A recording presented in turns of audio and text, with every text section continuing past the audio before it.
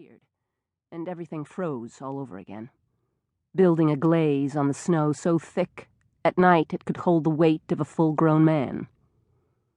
Each morning I threw salt from the bucket by the front door, down the narrow path from the porch to the street.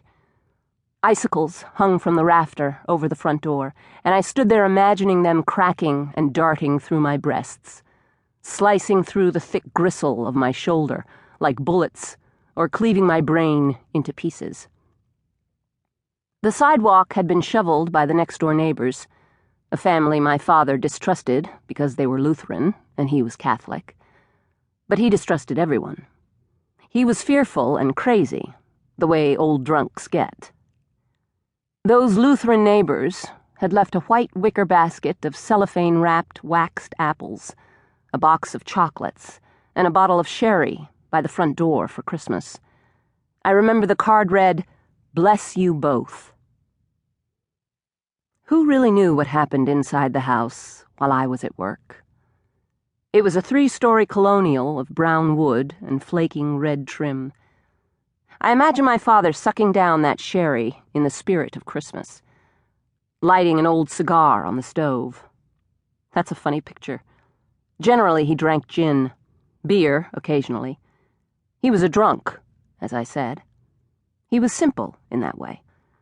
When something was the matter, he was easy to distract and soothe. I'd just hand him a bottle and leave the room. Of course, his drinking put a strain on me as a young person. It made me very tense and edgy.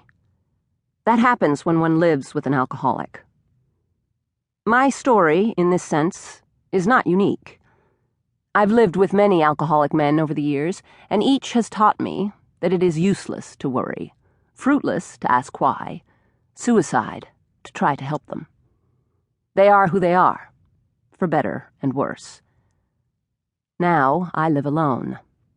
Happily. Gleefully, even. I'm too old to concern myself with other people's affairs, and I no longer waste my time thinking ahead into the future, worrying about things that haven't happened yet. But I worried all the time when I was young, not least of all about my future, and mostly with respect to my father. How long he had left to live, what he might do, what I would find when I got home from work each evening. Ours wasn't a very nice home. After my mother died, we never sorted or put her things away, never rearranged anything. And without her to clean it, the house was dirty and dusty, and full of useless decorations, and crowded with things everywhere. And yet it felt completely empty. It was like an abandoned home, its owners having fled one night like Jews or gypsies.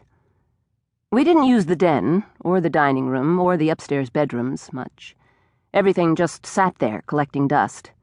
A magazine splayed over the arm of the couch for years, candy dish full of dead ants.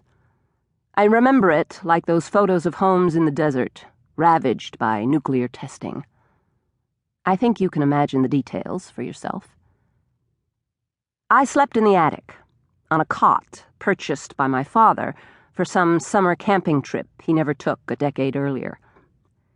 The attic was unfinished, a cold and dusty place I'd retreated to when my mother had gotten sick. Sleep in my childhood bedroom, which was next to hers, had been impossible. She had wailed and cried and called my name throughout the night. The attic was quiet. Not much noise traveled up there from the lower floors of the house. My father had an armchair that he'd dragged from the den into the kitchen. He slept there. It was the kind of chair that shuttled backward at the pull of a lever, a charming novelty when he'd bought it, but the lever no longer worked. The thing had rusted into permanent repose. Everything in the house was like that chair, grimy, ruined, and frozen. I remember it pleased me that the sun set so early that winter.